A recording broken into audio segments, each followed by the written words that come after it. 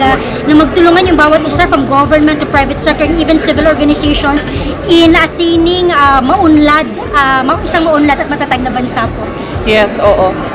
Year para sa ating mga partners galing sa government, other government offices, sa private sector, business communities, mga NGOs, mga POs, dahil sila yung katulong natin sa paghahanap ng mga tao na nangangailangan ng tulong ng gobyerno. Kung hindi dahil sa mga partnerships na ito, hindi natin mapupuntahan yung mga lugar na mga underserved communities natin. Mahalaga na pantay-pantay at lahat ay inklusibo. At inklusibo ang ating mga proyekto sa Office of the Vice President.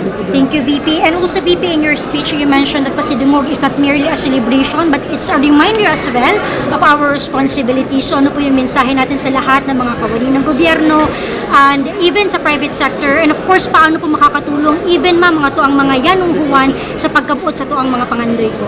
Yes, oo. It's a celebration of partnership, but lagi nating isaisip na mas marami pa ang nangangailangan. Kaya kahit may celebration tayo, isipin natin how do we move forward, kung nasaan tayo ngayon at paano pa tayo makakatulong sa ating mga komunidad, sa ating mga kababayan, and of course paano natin magawang maging stable, strong ang ating bansang. Okay, next question, Mr.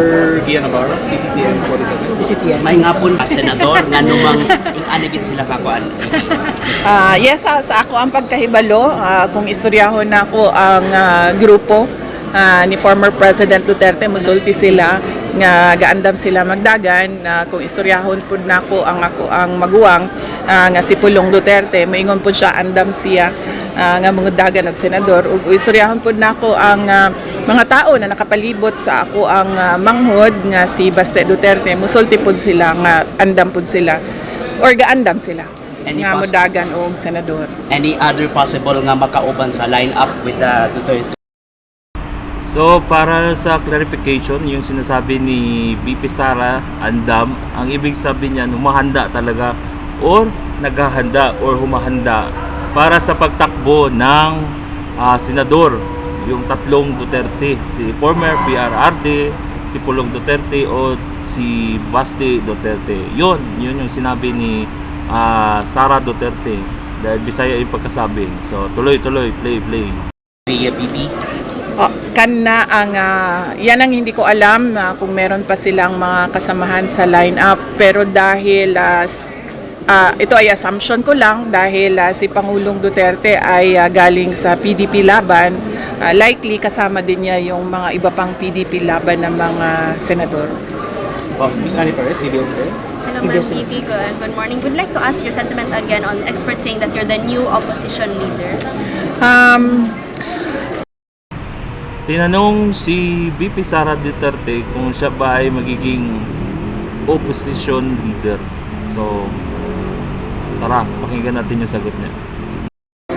Hindi kasi ako sa trabaho ko at sa pagkatao ko at sa prinsipyo ko, hindi ako gumagalaw for the administration, for the opposition, or kung ano man yung politika na yan. Ang galaw ko ay base sa kung ano yung makakatulong sa ating mga kababayan at kung ano yung karapat-dapat para sa ating mahal na Pilipinas. So there's no such thing yet? So, yun, sinagot ni VP Sara na ang galaw niya ay hindi para sa opposition, hindi para sa politika.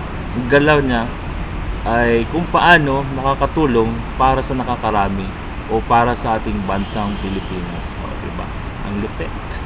Ganyan talaga dapat yung magiging presidente ng Pilipinas, na hindi iniisip talaga yung sarili, hindi iniisip yung grupo nila or yung ano nila, yung tawag niya, yung mga kampo-kampi nila.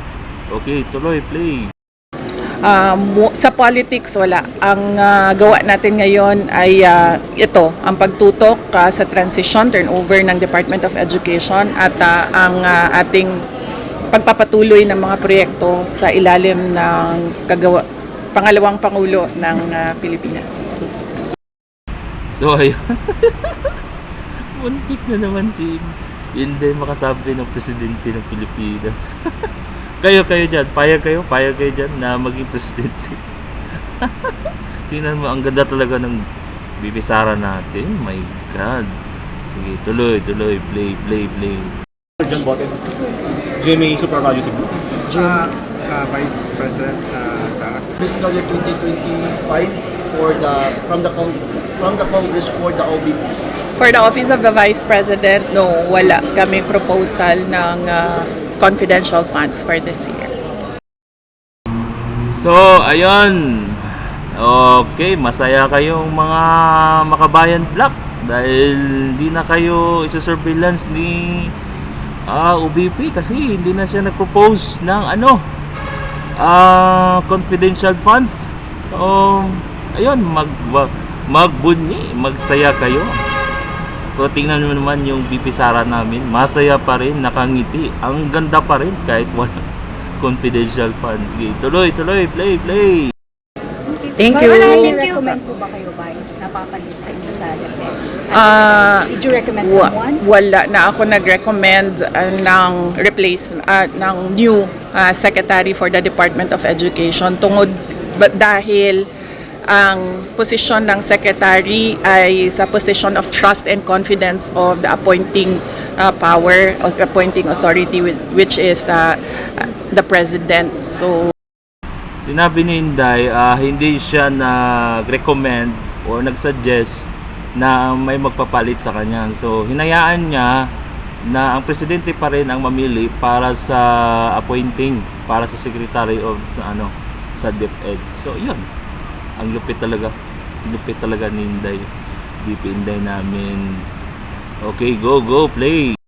dapat talaga yan pinili ng Pangulo dahil dapat yan pinagkakatiwalaan ng Pangulo. Yes.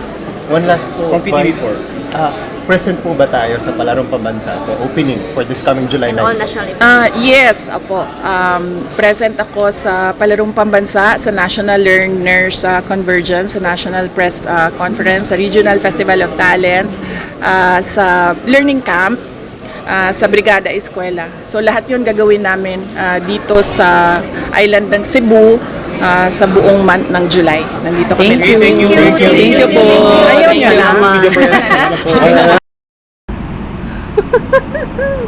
So ayun, sa daming tanong, sinagot lahat ni BP Sara Duterte at tinanong pa sila, ayaw nyo na? O, di ba? Yan yung mga dapat presidente ng Pilipinas. Hindi umaayaw sa mga tanong. Grabe naman kasi yung presidente natin, nagtatanong lang, umaalis agad. Hindi sinasagot. Ito yung dapat presidente natin, oh. Yung mga nagtatanong ang nag-aayaw. Imagine. Okay, tuloy, play. Last na lang, BP, kumusta ang transition? Ayun, may last part. Kumusta daw yung transition? Sige, go, play. Yes, Gulat means pag-announce sa President kung kinsa ang bagong secretary sa Department of Education. And nakaandam na to, before ko nag-resign, giandam ko na to ang transition by strand, by board and council, and sa CIMEO duties na to. Thank you. Thank you, ma'am. Thank you. So yun, doon nagtatapos yung reaction natin for today sa ginawang event ng ating OBP or Vice President of the Philippines. So ayun, nakita nyo naman si Madam sa last na sinabi niya, thank you Madam for the inspiring message, Madam President. Okay, so